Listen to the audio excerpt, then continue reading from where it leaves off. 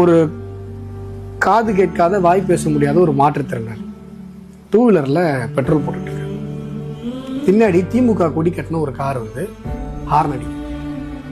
காது கேட்காதவர், காது கேட்கல, அவரு காசு கொடுத்து அந்த திமுக குண்டர்கள் திமுக கொடி கட்டின அந்த கார்ல இருந்து இறங்கி வந்து இல்லைங்க சைட்ல சொல்ற காது வாய் பேச அப்படி அடிக்கிறான்.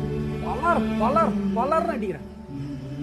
உலகத்துல மனுஷனா போற எவனுக்காவது இப்படி ஒரு குரூர மனநிலை வரும்? எவனுக்காவது? திமுக வந்து அதெல்லாம் விட்டு மனுஷன் தானே.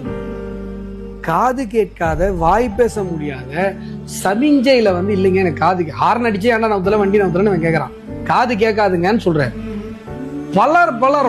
பலர்னு அடிச்சு அவர் தரல தள்ளி விட்டு அந்த மிதிங்க. இந்த சம்பவம் நடந்து 8 நாட்கள் ஆகி கூட அந்த திமுக குண்டர்களை காவல்துறை கைது செய்யவில்லை.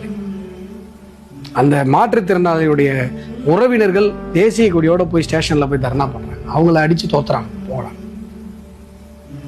இந்த ஆட்சி நீடிக்கலாமா, நீடிக்க விடலாமா சொல்லுங்க. சேலத்துல